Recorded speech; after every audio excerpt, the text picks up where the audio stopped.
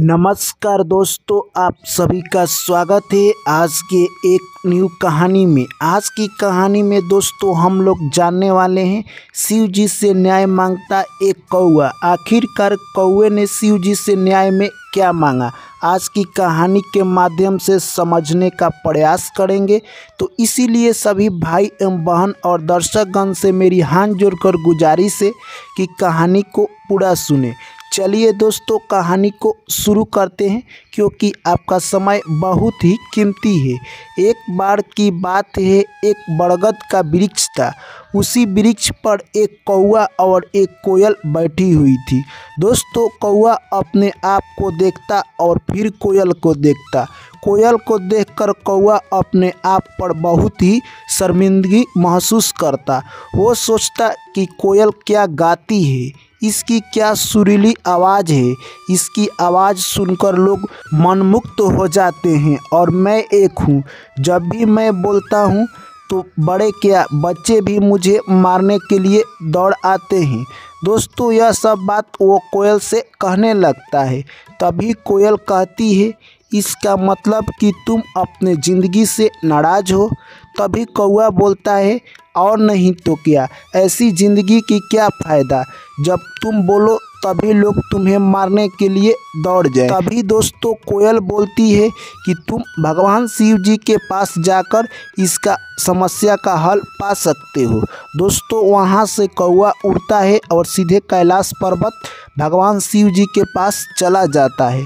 वहाँ पर जाकर कहता है, हे भोलेनाथ, आपने मेरे साथ सही नहीं किया है, आपने मेरे साथ अन्याय किया है। तभी भोले शंकर बोलते हैं, हे कौआ, क्या हमने तुम्हारे साथ कर दिया जो कि अन्याय हो गया। तभी कौआ कहने लगता है कि मैं आज एक कोयल के साथ बैठा हुआ था। कोयल गा रही थी तो लोग उसकी आवाज़ सुनकर मनमुक्त हो जा रहे थे। जब भी मैं बोल रहा था तो लोग मुझे पत्थर मार रहे थे। दोस्तों तभी भगवान शिव कहते हैं, इसका मतलब कि तुम अपने ज़िंदगी से यानी नाराज़ हो। तभी कौआ बोलता है कि ऐसी ज़िंदगी का क्या फ़ायदा, मैं इस ज़िंदगी से बहुत ही नाराज़ हूँ। तभी भगवान भोले शंकर कहते हैं, तो मैं क्या कर सकता हूँ आपकी सेवा। तभी कौआ बोलता है कि आप मुझे कृपा कर कर कोयल बना दीजिए। तभी भोले शंकर पूछते हैं कि मैं तुम्हें तो कोयल बना दूंगा, पर उसके बाद तुझे कुछ नहीं और बनाऊंगा। एक बार तुम कोयल से जाकर पूछ कर आओ, क्या अपनी वो ज़िंदगी से खुश है। दोस्तों वहाँ से कौआ सीधे उड़कर कोयल के पास चला जाता है और कोयल से बोलता है, हे कोयल बहन, क्या आपकी ज़िंदगी है, क्या आपकी सुरीली आवाज़ है।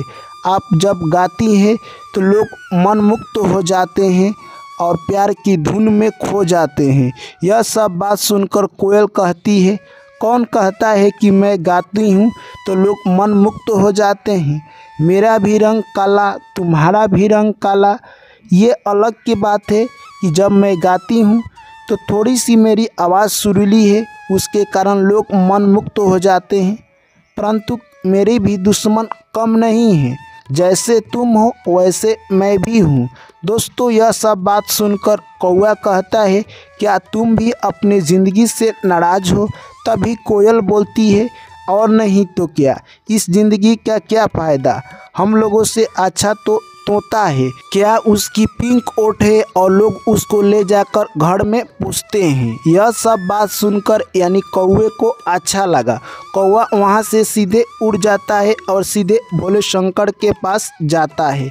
बोलता है कि मुझे कोयल नहीं बनना है, हे भोले शंकर, मुझे आप तोता बना दीजिए।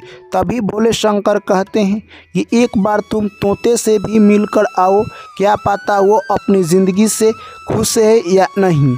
दोस्तों वहाँ से कौआ सीधे तोते के पास चला जाता है और कहता है, हे तोता भाई, आपकी ज़िंदगी तो क्या मस्त है, आप ही अपनी ज़िंदगी फुल मस्ती के साथ जी रहे हो। दोस्तों तभी तोता बोलता है, कौन कह रहा है कि मैं अपनी ज़िंदगी मस्ती के साथ जी रहा हूँ। यहाँ देखो, मैं इस वृक्ष पर बैठा हुआ हूँ। आप आए तो आपको पता भी नहीं चल रहा है कि मैं इसी वृक्ष पर बैठा हुआ हूँ।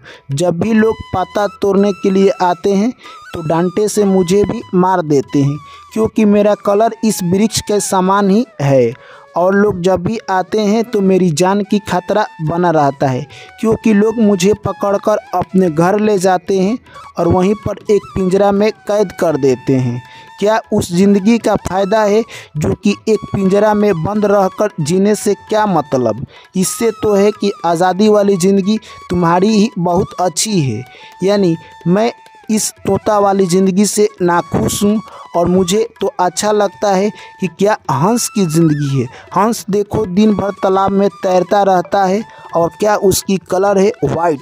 कलर देखकर मन को खुशी हो जाता है। दोस्तों, यह सब बात सुनकर कौवा कहता है कि इसका मतलब कि तुम भी अपनी ज़िंदगी से नाराज़ हो। दोस्तों, वहाँ से कौवा उड़कर सीधे शिव जी के पास जाता है और बोलता है, हे भोलेनाथ, अब आप मुझे हंस बना दीजिए। तभी भोलेनाथ कहते हैं कि एक बार तुम हंस से भी मिलकर आओ, क्या पता वो अपनी ज़िंदगी से भी नाराज़ हो। दोस्तों, वहाँ से कौवा सीधे हंस के पास मिलने के लिए चल देता है और हंस के पास जाकर बोलता है, हे हंस भाई, क्या आपकी ज़िंदगी मस्त लाइफ गुजर रही है। तभी हंस बोलता है, मेरी लाइफ इतनी मस्त नहीं है जितना कि तुम सोचते हो। जब भी लोग मुझे देखने के लिए आते हैं तो मुझे पत्थर मार मार कर उड़ाते हैं और मेरी सेल्फी लेते हैं और मेरी पंख नोचने के भी फेर में लोग लग जाते हैं। मुझे चैन से यहाँ तक कि लोग खाने भी नहीं देते हैं। जब भी वो कभी आते हैं ज़रूर पत्थर मारते हैं जिससे कि मैं उड़ूँ और वो मेरी सेल्फी ले सके। इससे तो बेहतर मोर की ज़िंदगी है, जो कि जब भी बारिश होता है वनों में नाचने लगता है और उसकी जान को भी कोई खतरा नहीं है। और मोर का पंख देखो कितने रंगीले होते हैं, लोग उसे ले जाकर अपने घरों में लगाते हैं। मुझे तो इस हंस की ज़िंदगी से ज़्यादा मोर की ज़िंदगी अच्छी लग रही है। दोस्तों, कौवा बोलता है, इसका मतलब कि आप भी अपनी ज़िंदगी से खुश नहीं हैं। हंस कहता है कि मुझे मोर की ज़िंदगी बहुत अच्छी लग रही है। दोस्तों, वहाँ से कौवा सीधे उड़ता है और शिव जी के पास जाता है और बोलता है, हे भोलेनाथ, मुझे अब आप मोर बना दीजिए। तभी शंकर भगवान कहते हैं कि एक बार तुम मोर से फिर मिलकर आओ, क्या पता वो अपनी ज़िंदगी से खुश है या नहीं। दोस्तों, वहाँ से सीधे कौवा मोर के पास चला जाता है और मोर की तारीफ करने लगता है। कहता है, हे मोर भाई, आप जब बारिश होती है तब नाचते हैं तो आपको पूरा दुनिया देखती है और आपकी पंख की दीवानी पूरी दुनिया है। तभी मोर कहता है कि मेरी ज़िंदगी सबसे बदतर है, क्योंकि मैं जब भी नाचता हूँ तो मेरे ऊपर खतरा मंडराया रहता है। शिकारी आते हैं और जाल बिछाते हैं और मुझे पकड़ कर लेकर चले जाते हैं। यहाँ तक कि शिकारी घर पर ले जाकर भी मेरी एक एक पंख नोचकर बाज़ारों में बेच देते हैं और मुझे बहुत दर्द होता है। मेरी जान की खतरा 24 घंटा मंडरा रहा है। तुम्हारी ज़िंदगी क्या मस्त है, न तो तुम्हें कोई मारेगा और न ही कोई तुम्हें पोसेगा और न ही तुम्हें कोई आवाज़ भी तुम्हारी सुनना पसंद करेगा। यानी तुम्हारी ज़िंदगी में कोई भी खतरा नहीं है। मैं तो कहता हूँ कि अगर मुझे मौका मिलता तो मैं तुम्हारी जैसा एक कौवा बनना पसंद करूँगा। मोर बनना मेरे लिए बहुत ही घातक है। यह सब बात सुनकर दोस्तों समझ गया कि हम अपने ज़िंदगी में ही बहुत खुश हैं। दोस्तों, जैसे ही मोर ने कहा कि मैं भी कौवा बनना चाहता हूँ, तभी कौवा को समझ आ गया कि मेरी ज़िंदगी सबसे बेहतर है। दोस्तों, वहाँ से सीधे कौवा उड़ता है और शिव जी के पास जाता है और शिव जी से क्षमा मांगने लगता है। कहता है, हे भोलेनाथ, मैं अपने मस्ती में खो गया था और मुझे गलत सही का ठिकाना नहीं रहा और मैं आपसे अपनी ज़िंदगी बदलने के लिए कह दिया। मैं अपनी ज़िंदगी यानी कौवे की ज़िंदगी में ही खुश हूँ। आप मुझ पर कृपया कर दया बनाए रखें। दोस्तों, यह बात कहकर कौवा वहाँ से उड़ जाता है। तो दोस्तों, इस कहानी से हमें क्या सीख मिलती है? कि दोस्तों जो भी है हम अपनी ज़िंदगी में उसी में खुशी रहें, क्योंकि दोस्तों आपको भगवान ने जो भी लाइफ दिया है उसी में आप बेहतर करने का प्रयास कीजिए, जिससे आपका जीवन सफल बने। ना कि दोस्तों आप दूसरे की ज़िंदगी देखकर उसी तरह जीने का प्रयास करेंगे।